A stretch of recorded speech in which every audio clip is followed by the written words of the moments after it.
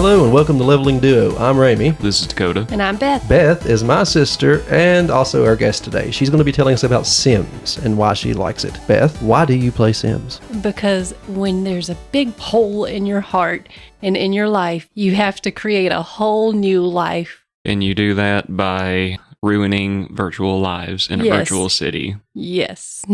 Are you one of the people who have blocked off life-saving and life-enabling things from your Sims? Yes, I have done that a few times. In the one I'm doing now, it's a princess challenge, and I was trying to kill off her father because he's not supposed to be a part of the storyline. But the evil stepmother ended up dying before that.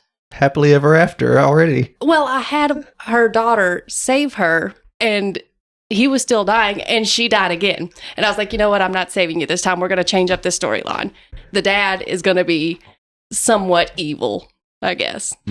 Interesting. Which I've never played Sims. I mean, I've seen you play it before back in the day, and I have watched a few Let's Players on YouTube and different platforms watch it too. But I don't know, it was never something that really stuck with me personally. Yeah, but it's one of those games, you pick it up, you play it for nonstop without sleeping for months, like a few months, and then you're like, okay, well, now what? I feel like I've done everything. And then you put it down for a few more months. And I was doing that for a while. So I went on YouTube and found these videos of different kinds of challenges. Like I was at the Princess Challenge. You start off as Snow White. She has 7 kids and has to take care of them by herself from the same dad, but he doesn't live there. And then you have one of her children, Cinderella, and you start playing as her after she reaches so many skills and grows into a teenager. And then it goes throughout a few other princesses. And I want to say it ends with Elsa and Anna from Frozen. They have different challenges of what to achieve, when to raise them up to the next age. I understand. Age up. Age up. Next question I'll ask, though, for our listeners that's never played Sims, exactly what would you, in your words, describe what kind of game it is and kind of what your objective is? A virtual life, I guess, is what you would call it. Virtual life simulation, basically, literally Sims. Yes. It is in the name, isn't it? It's just Sims. Well, I mean, some stuff can be a little bit, obvious, but... It is create your own life that you would want, or... How do you win? Or do you win? It's not really a winning game. There's achievements. There's an aspiration. Each one you can choose an aspiration, and it's goals as to either a career or there's one called serial romance where you just go around sleeping with everybody. Interesting. Serial romance is not what I would call that, but okay. Continue. Well, that's pretty much what that one is. But there's also another love one where you find your true love, you get married, you have a family. Oh, 1950s nuclear family stereotype. Yeah. Yes. There's a get rich aspiration. And if you complete an aspiration, you can change it up. I don't remember exactly what date it was, but I do remember the first time you played Sims. We were at our aunt's house, and our grandmother was in the kitchen, and you were playing Sims. On the GameCube. On the GameCube. You were trying to learn how to repair a stove, right? It was a TV. It was a TV. You were trying to repair a TV, and you didn't read enough books to do that, I guess. Yeah, you got to raise skills before you do that. And then you really had to use the bathroom, but you didn't really know enough at the time to do that in the game. So the next thing that happened was you electrocuted yourself trying to repair the TV, and then wet yourself while standing there on that your character did anyway. And my aunt said, "Oh no, Beth electrocuted herself on the TV and then peed herself." And my grandma in the kitchen said, "She did what?" She thought it was what really happened. So how old were y'all when this happened? I can't remember. I was a young child. I think it had to be after 2004 though, because we were at Kathy's and not anywhere else. Yeah, so it was after 2004. It could have been the first year I drove over there. It could have been I was 18 and you were 14. Do you remember which Sims this was? I feel like I was younger. Whatever. I want to say it was the second one. Like I said, for the GameCube. I remember that much. Because it wasn't long after that I demanded I have my own. What would you consider, Beth, is your favorite scenario that you've ever done in Sims, or is there like a favorite reoccurring thing that you like to do? Or have you just like played on the same Sims world for the last 10 years? No.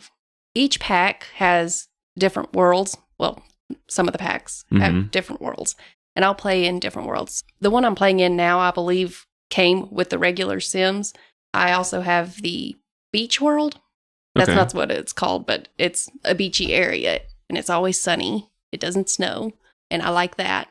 Maybe it's... And your house can be over an ocean. Maybe you're near Philadelphia.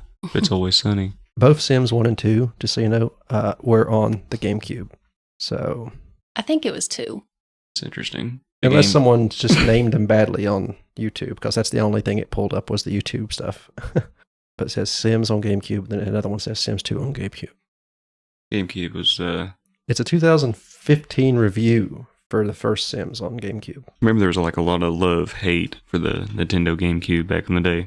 I had it. All I played was Sonic. I loved it. I had Pokemon Coliseum. I played that. Let's see. And my favorite Zelda, Twilight Princess. Oh, I forgot that was on the GameCube too. Oh, yes. It's kind of like the bastard child that Nintendo doesn't really like to claim too often. Yeah, I don't know why. I kind of... Well, I mean, I am potentially wrong. I don't claim to be any kind of expert or anything, but from what I understand from interviews that they've done, that Nintendo's kind of official stance with Twilight Princess anyway was, it was kind of like their polar opposite to Wind Waker as far as like art style and gameplay and stuff like that went. Less summer and more dark. Just enjoy it dark.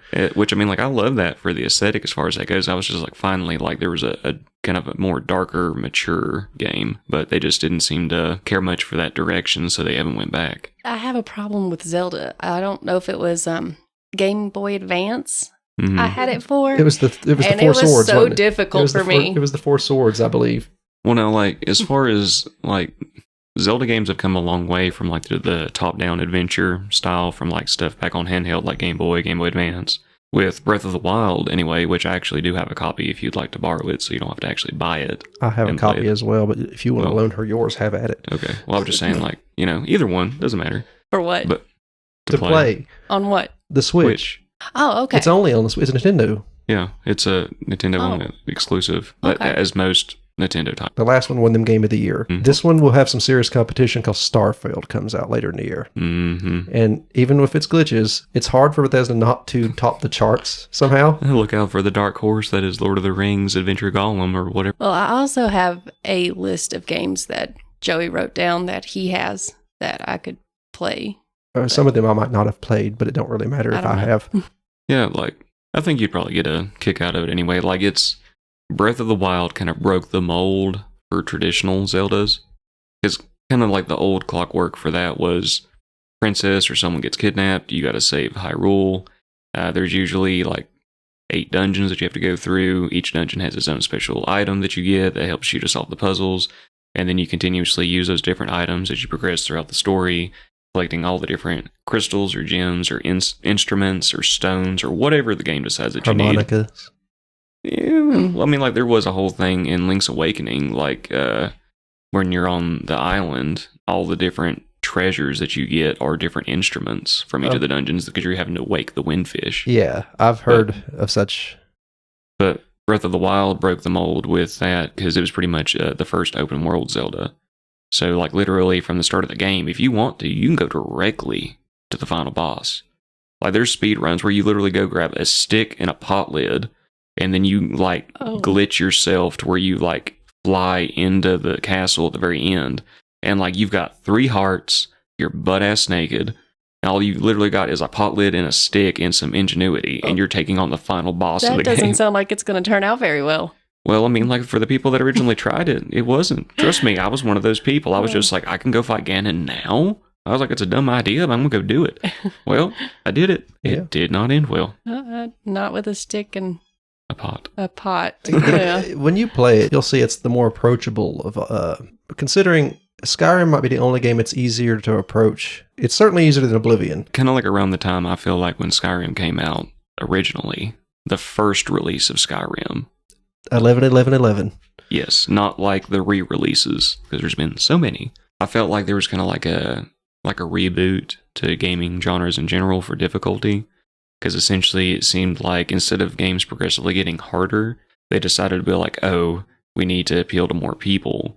So we're gonna not really make everything on easy mode, but just make it a little bit more approachable for people that hadn't been hardcore fans for a long time. Yeah, because I gave up on that Zelda one after, I think it was not very far into it, and I was not able to get through. It's hard to tell which one it was. I do believe it was the Four Swords. Which I'm pretty sure Legend of Zelda titles are typically described as action, adventure, RPG, puzzle solving. Because the early ones, you could call them RPG, but there was no... Very linear RPG. Yeah. If we're going with Dungeons & Dragons terms, it is a very railroad story. Yeah. Like there's no deviation. That's what it was. That's another industry that tried to make things change up back in that era. Well, that's kind of like what kind of gave me the idea with 5th edition. Mm-hmm. Like 5th edition was the newest edition that they released, but they designed it brand new people that had never been introduced to it before to be easier to understand. Because if you're from the days of THACO, oh yeah, you look at 5th edition, you're like, this is baby D&D. The THACO numbers just didn't make any sense. They do and they don't. I mean, they do if you have a chart. Well, yeah. With Sims being kind of like your pick, if you want my opinion, I feel like your version, Ramie, to be compared to that would be Civilization. Oh yes, we played that. Yeah. Civilization 4. Like the one with the Elvis advisor. And I don't much care for the newest one because there's so much to it. Like as in like the king? The king of rock, yes. It could have been 2. I think 2. Did you unlock like a special meal that was like a loaf of bread that was stuffed with like a pound of peanut butter, a pound of jelly, and a pound of bacon? I don't know. No. It was the cultural advisor, wasn't it? Yeah. And if you advanced to the modern era, you had Elvis. It had to have been the second one. Is the one that had the live action people in it? Yeah. Okay, yeah, that was the second one. We played a lot of Sims. And then when Sims 4 came out, we played a whole lot of Sims 4 back then. Do you have a family you keep going back to? I know you make families in Sims, because I'm not a big Sims player.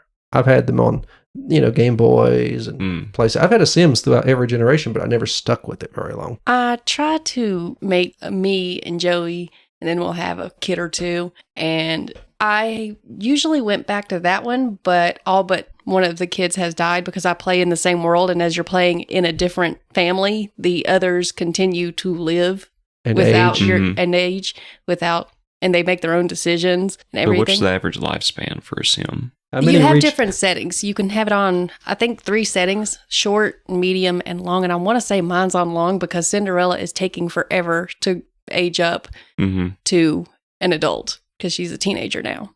Okay. And she's making an F because she has to do all of the housework, so she rarely ever gets to go to school. They don't even bother letting her work at school. She just... Once in a while, she'll go to school when she finishes her chores, but all of them are making Fs. All Cinderella, Drizella, whatever her name is, and Anastasia. They're all making Fs. Perhaps you should hire a nanny or some cleaners. Yeah, tutors or cleaners. That's part of the challenge. You're not allowed to hire cleaners. She has to do all of the cooking. She has to do all of the cleaning. Why don't you create another child just to do... There was a glitch in the game for a while, and for some reason, every time I would stop playing and turn the game back on, there would be a new baby. And so they have a baby brother somewhere that I locked in a room because I was like, you are not part of my story plan. And I locked him in a room and had the Child Protective Services take him. So there's a baby brother somewhere out there. He'll show up. He'll move back in like 18 years. You'll have a random troublemaker show up, and it's the child you just ignored until they had to take it away. And I wonder why. And you're like, you weren't part of my master plan. Well, my master plan had already got messed up because the father didn't die in time and the stepmother died before she was supposed to. And Cinderella was supposed to go off and get married when the stepmother died. You should have just restarted the game at that point. I should have, but I built the whole not the Cinderella palace castle, but the stepmother's castle house. Yeah. I spent so much time building it. They need a feature where you can just port the world over. They do, but you have to buy it. And I like to keep my Xbox off the internet because it works so much faster. Yeah, you'll try to update something as soon as you put it online. Yeah, which I did recently. And there's also mermaids in the beach area I was talking about. You can turn them into a mermaid. Interesting. Yeah. Sirens. So aside from like the fantasy stuff when it comes to Sims, how realistic do you consider like the world in itself, like as far as like consequences go, depending on how things happen? Like you mentioned how CPS showed up and took the kid. Yeah. So like that's a very real thing. It's a real thing, but it's odd that they're able to get to the child when there's no door. No, I'm not saying so much that. I'm just saying like the concept of like, like there's like real world CPS, but then CPS is also a feature that they've put in the game. Most other games, typically, like if you have a child in Skyrim and your child dies, there's not going to be like some Nordic CPS people that's going to come knocking on your door being like, committed crimes against Skyrim and her people, like, we got to take you to jail. Like, that doesn't happen. So that's kind of what I mean, like, as far as just overall. I wish they had this, because in the career one that I have, the pack, you can be an officer and you can arrest people. But it's like when you're playing, you can neglect your child and you're not going to get arrested. I wish it would be more like that. And there's also, I believe they don't want to add this because I guess people don't want their children to die. But in reality, children sometimes die. And in one of my families, the oldest son, got hit by a meteor while he was looking at a telescope. I think I remember you telling me, or I'm hearing about that. I told you that they fixed a bunch of glitches in the game, and children would no longer be forced to stay in school while meteors come and killed everyone. Oh, yeah. Well, the meteor came and killed the first oldest son, but the ghost would come back, and that would happen as a ghost as well. A meteor, I guess a ghostly meteor would come and just come crashing in my house. And one of my toddlers was crawling in that area at the time, and where the child can't die, because that's how the game is, it just flung the child across the room. Oh no, this is awful. Nothing like being indestructible and immortal in a video game, so it just makes odd things like that happen, which kudos, like baby didn't die. But yeah, it was funny, but that part's not realistic. The kid would have died. I mean, how many times has ghost meteors striking your house in real life in the first place? True. Well, You mentioned packs. How many packs have you bought? I have the pets pack, the cats and dogs, I forgot what it's called, but like I said, the beach one. And then I have this, I don't know if it's called Royal. It's not the Royal one, because there's a whole other Royal one I would like to get. But I got the Celebrity pack, mostly because at one point I was not even really playing the game. I was just into building these amazing houses. And You're playing a city builder. A what? A home builder, I guess, not just Well, it wasn't just homes. I made the Friends apartment building from the show Friends. Cool. Yeah. And I made a few New Orleans themed homes, and I was really just not even playing the game. I was just building a whole bunch of things. Because it's come a long way when it comes to the building, and you could have terrain. You've got where you can make ponds and rivers and hills, different things like that. So it's come a long way with that. Terrain. A lot of different plants and things like that. Cool. Did you ever say how many you actually had? Oh, no, I got sidetracked. So I have the pets, the cats and dogs, the beachy one, and the celebrity one. And then there's also these smaller packs where you don't really even get a world. You just get a few items. Just like a small feature or something. Yeah. And I have a few of those, but I don't remember what they were. How many packs are there? So many. And they just came out with a toddler pack, which I thought that's what the ones that started to crawl around were, but apparently not. There's a whole new toddler pack where there's a whole stage for a new stage for a child, different things you can do, different items. And I don't think I'm going to purchase that one. No, I wouldn't want the toddler pack. No. Which, I mean, I'm one of those people that I remember growing up, like most video games were like $60 brand new. And you got everything. Like there was like, yeah, like the advent of DLC to some games was cool. Yeah. But when it got to a point to where nowadays it's going to be mainly not necessarily saying that you're always going to get an unfinished product, but you can tell that they purposely released a game that they are planning on releasing DLC for. I'm like, why don't you just release a complete game? Yes, I agree. I mean, like, I understand why they do it, because they're making more money this way. Yeah, and but for people that can't really afford to continue to buy all this Yeah. interesting things. I mean, that's kind of my mentality. Like some stuff, some DLC, that's fine. Like, because for some games, it's kind of warranted, Like, yeah, you've put a lot into the game already, but you had more ideas, and you came up with it, released it, and there you go. Yeah. Like Monster Hunter was a good one, I thought. Because you had Monster Hunter World, which was kind of mixed reviews on that. But then they released, like, the Iceborne DLC. Mm-hmm. I've never heard of this. Well, it's literally, like, in the title, you're a hunter of monsters. But there was, like, a whole storyline you go through, and, like, realistically, like, for me, it was kind of introduction to the series. I thought it was pretty cool. But once they added the DLC to it, I was just like, this... I thought that it fit well. Yeah. But for some other games, I feel like they could do better. The Shivering Isles for Elder Scrolls Oblivion was the first introduction I had to a major DLC, and it was worth it. And that's another example, like Oblivion by itself was a very well thought out, complete game.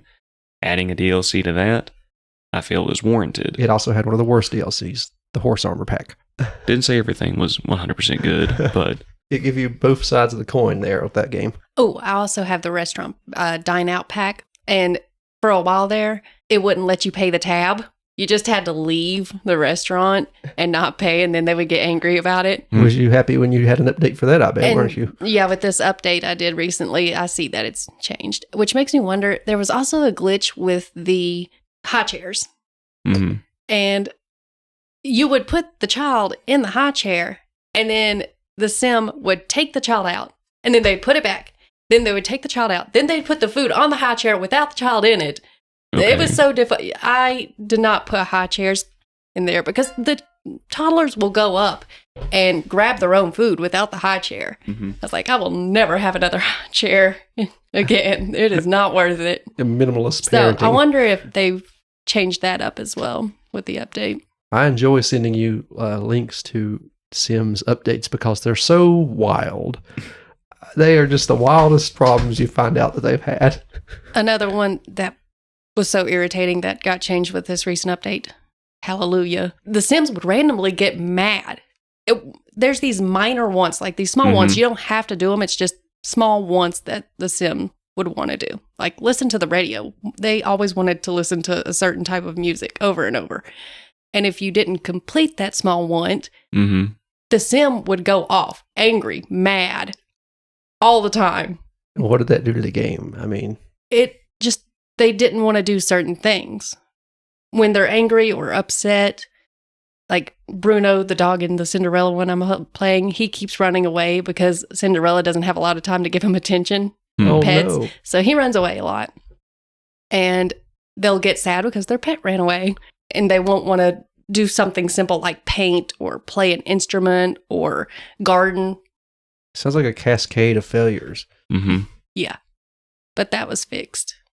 Okay. The angry part, not the mourning part, because she's still going to be sad when her dog runs away. It's clear that when they Which is pretty understandable. Yeah. Yeah. It's clear that they have so many packs and add-ons and that they can't expect you to have them all. Yeah. That it's hard to get it down just right. There is some occasional errors in the code. Yeah. Well, when you have so many moving pieces, something always tends to mess up. Yeah, obviously. That's Which honestly, from what I see though, like as a whole, Sims like is pretty stable. Yeah. Like it doesn't glitch as often as you think it would. No, and they do try to fix the glitches with each update when they know about it. So it's not a Bethesda game.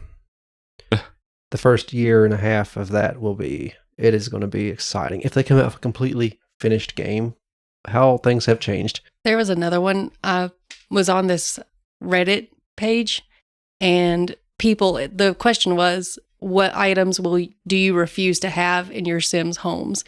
And a lot of people said bathroom sinks, because they always want to wash the dishes in the bathroom sinks, which I've noticed that actually hasn't been happening that much either recently, unless the kitchen sink is broken because the evil stepmother ghost comes and breaks everything in the middle of the night. I would love to. And Cinderella, of course, she does all the housework, so she is in charge of repairing all of this stuff that gets broken, and she hates handiness, I believe is what it's called. She hates it, but she still has to do it. Cinderella never struck me as the handy type.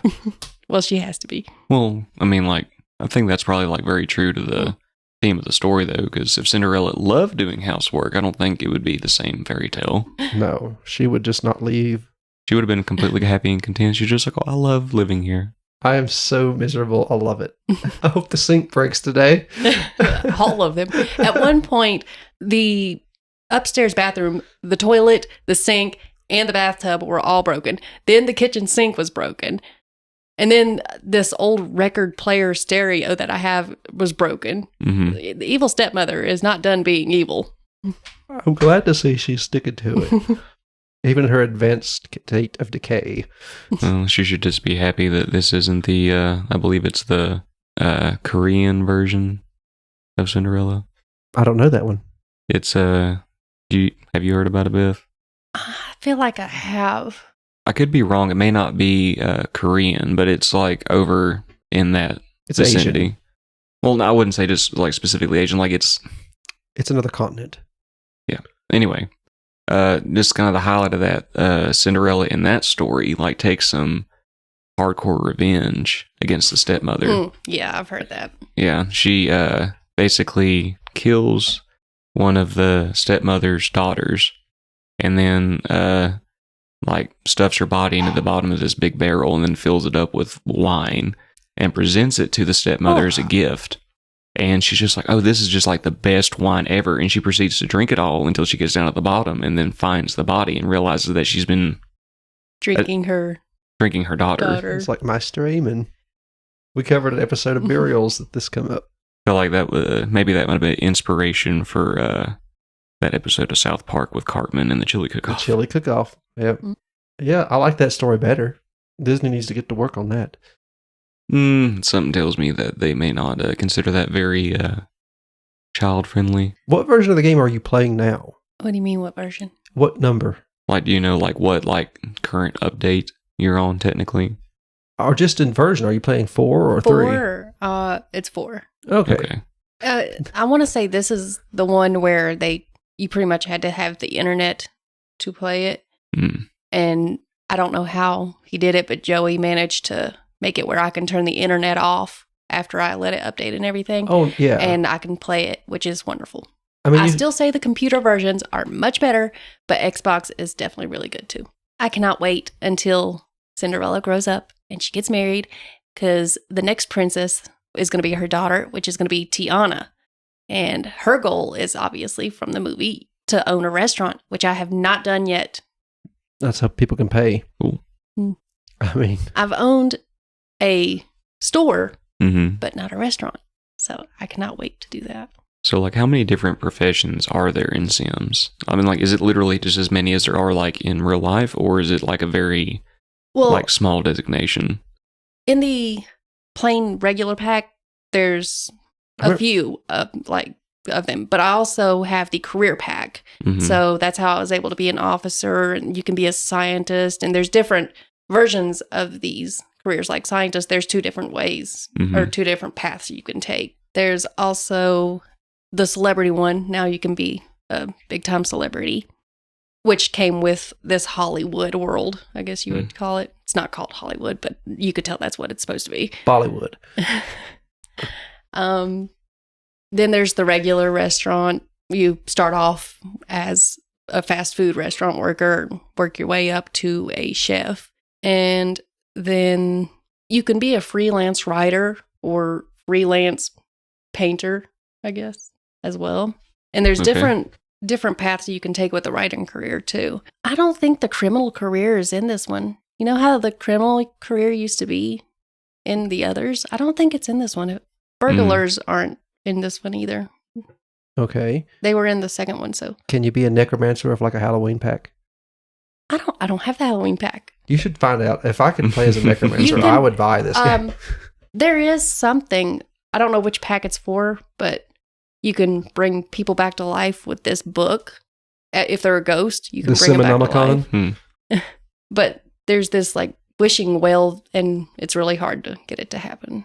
I've heard of it. From what I understand. I've never actually seen it done on a game. I don't watch many There's, like plays. I said, there's these wizards in one of these packs. You could be a wizard and magic, probably the magic pack. I would imagine that would Yeah. be the perfect one for the wizards. Sounds logical. You're a wizard, Harry. You're a wizard, Cinderella. I watched a YouTube video, The fairy godmother. and this, I can't remember her name because I watched so many different ones. This girl made a Sims Hogwarts, and it was fantastic. It took forever for it to load. She put so much detail into it. It took forever for it to just simply load it where she could show it off. Yeah. But once it did, Sounds pretty cool. fantastic. Like, I want to say something here that's going to probably be very controversial to some people, but like, I do have interest in playing the Hogwarts Legacy game, just because I'm a Harry Potter fan from back in the day. Yeah. I don't agree with anyone's necessarily like particular political views. I'm not trying to get political on it. I'm looking at it as from purely a gamer's standpoint of wanting to play it. I bought it. My opinion. And I'm I from know. the community. I welcome you to play the game. Okay. That's what I'm saying. Like, I'm not going to stop playing something or listening to music that I'll enjoy simply because of the artists or creators, whoever's opinions. I try to look at it objectively. Like, if you have crossed the line too far, Yeah. that's one thing. Yeah. But if you have a right to your own personal views on something, Mhm. and you've put a product out there that I Yes. enjoy, I can enjoy your product, but that doesn't necessarily mean that I agree Exactly. or share the same views. Nor does that mean that I condemn your views either. No. I'm just simply a live and let live kind of person. As long as the way you live doesn't necessarily negatively impact somebody else, Yeah. especially if it, like, purposely and accidental is one thing, but anyway, that's a whole different topic of stuff I don't think that our listeners necessarily want us to get into right now. And I feel like everyone has a right to your opinion. And if they don't like it, To their opinion. oh well. They don't have a right to your opinion. Well, I mean, just for the sake of opinions, everybody has one. And I feel like you do have the right to express your opinion, regardless of what it may be, You just shouldn't expect everybody to accept it. or to necessarily like it. Yeah. Or agree with it. You don't have to agree with it. I mean, like, you have the right to your opinion, but it doesn't necessarily mean that you have to force it upon other people. Like, just for video games, for example. I can love a video game. You can hate the same game. Mhm. You could hate it for the same reasons I love it. And that doesn't make either one of us wrong. No. It's just difference of Personal interest. view. Exactly. Yep.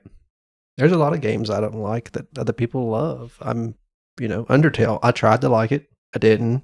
I absolutely loathe Grand Theft Auto. Oh my I goodness. Do not know why necessarily. I don't like the newer one. Well, it's just for me, I just never found enjoyment in playing it. Like, I just found it extremely boring. I found very much enjoyment in having prostitutes and then running them over and taking pictures of their deceased bodies Vice and City. taking my money back. I played Grand Theft Auto 3. I found out about Vice City. I was on PlayStation 2, so I was younger than 14. Mm-hmm. I played that. I bought Vice City as soon as I could get it. As soon as we found it somewhere. It had sold out pretty much. And then Grand Theft Auto, what was it? San Andreas. I remember that. I remember seeing it on the Game Informer when it came out, and I went and picked it up whenever it showed up. I played all the Grand Theft Autos. I like them. I'll play them once or twice, and then I just can't go back to them. Now, I don't like Red Dead Redemption. People love that. I don't like it. No, see, like, I liked Red Dead Redemption. I mean, I enjoyed Red Dead Redemption. However, if you don't like it, you don't like it. And I'm not going to hold that against you. Nor do I really feel like you should. Like, it depends on different stuff, but as far as video games are concerned, if someone doesn't like it, and you do like it, just enjoy the game. Yeah. Don't focus on the fact You're that not there's forcing them to do it. Yeah, and I mean, like, and honestly, at the end of the day, you're the one playing the game. You're the one that's experiencing it, enjoying it. Honestly, that's kind of the point of the game. And Yeah. if we get into that, you all recommending, let's start off with games that you can either let me borrow or that Joey has first, Mm-hmm. and then we'll see. But that doesn't mean I'm going to like the games. Honestly, But I guys, am willing to play them for a week or two just to give my honest reviews as to why. But speaking of different consoles, though, like, how many different consoles is Sims available on? Like, I know, of course, it's available on PC and Xbox.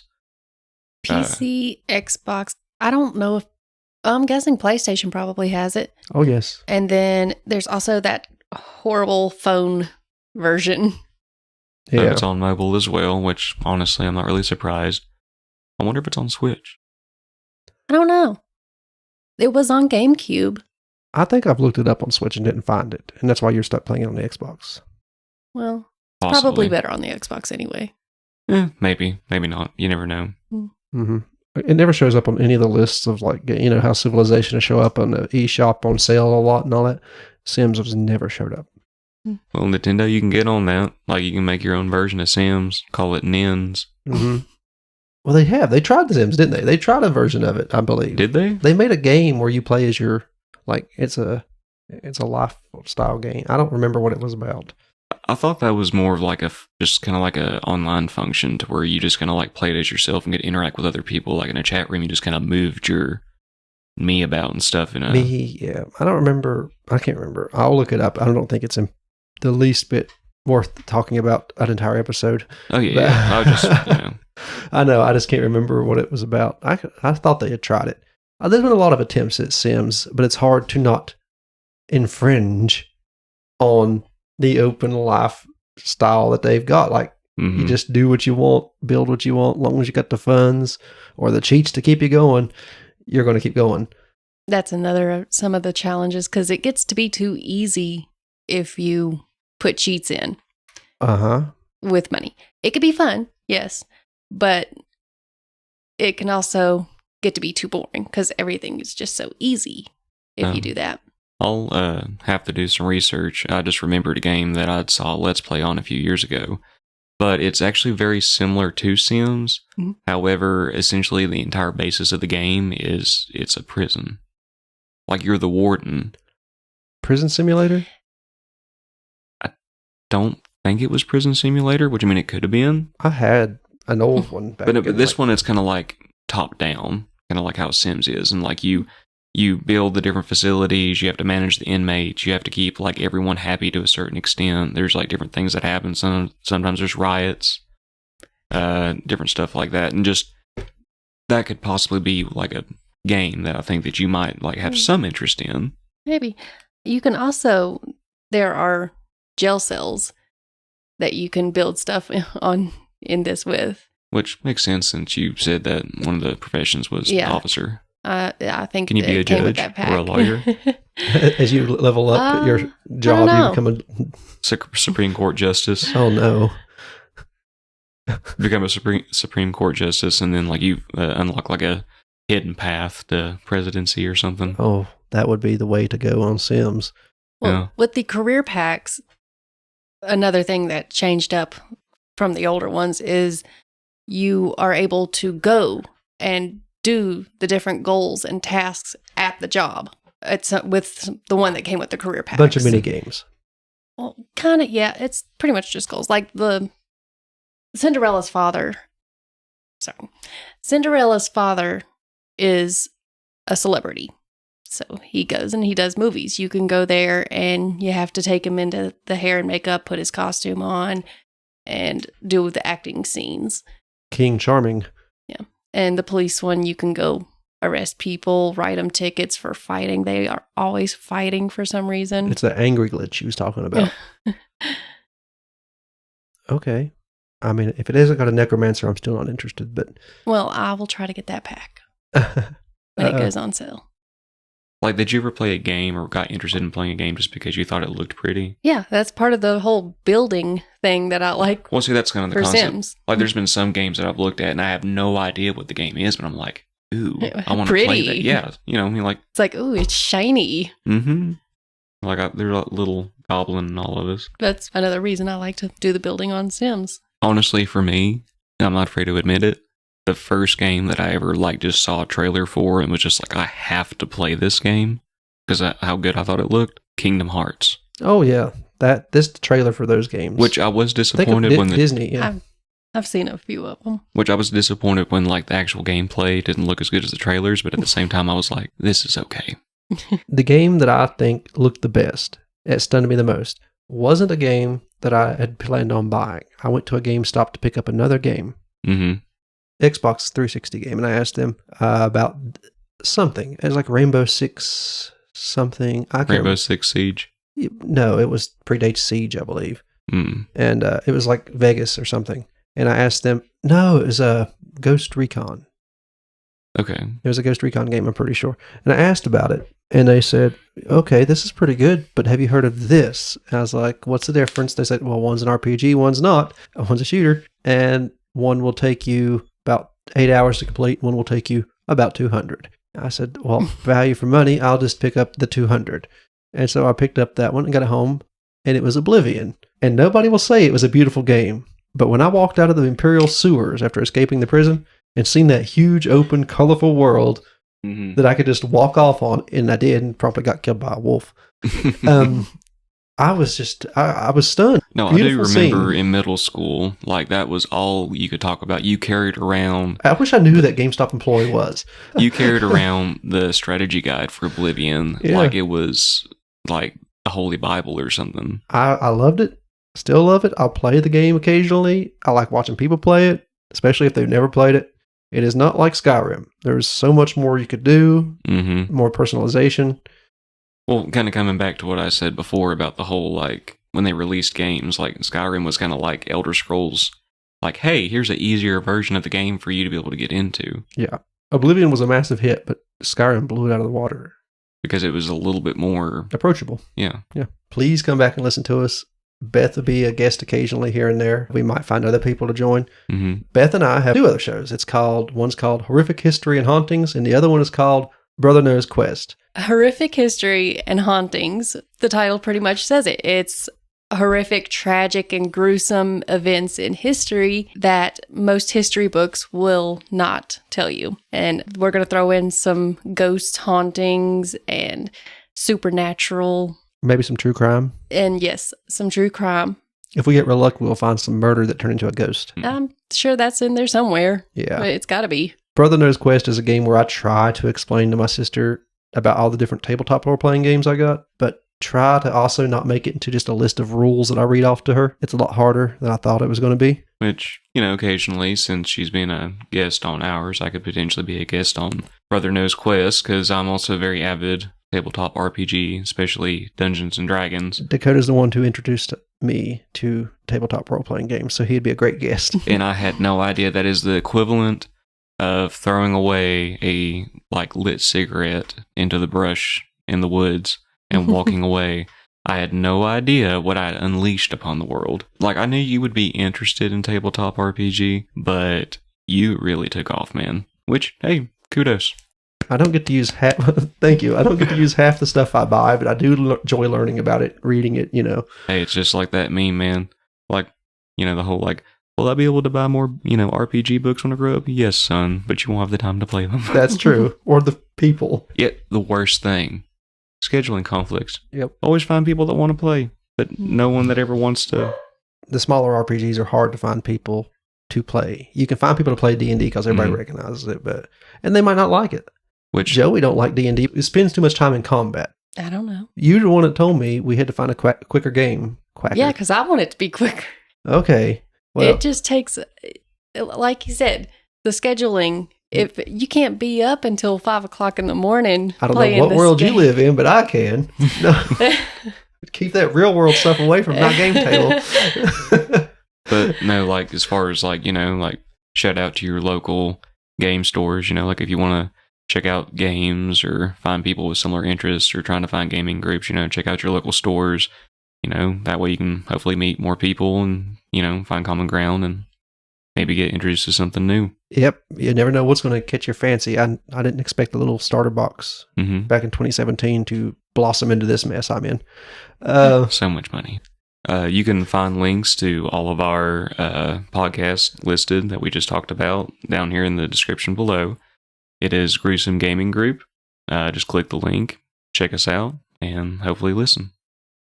Yes, you'll be able to find the links to your podcast player of choice in the audio player for each podcast down there. This has been Leveling Duo, but there's been 3 of us this time. So call us Trio. Leveling Trio. The Leveling Trio. I've been Ramie. This is Dakota. And I'm Beth. Logging out.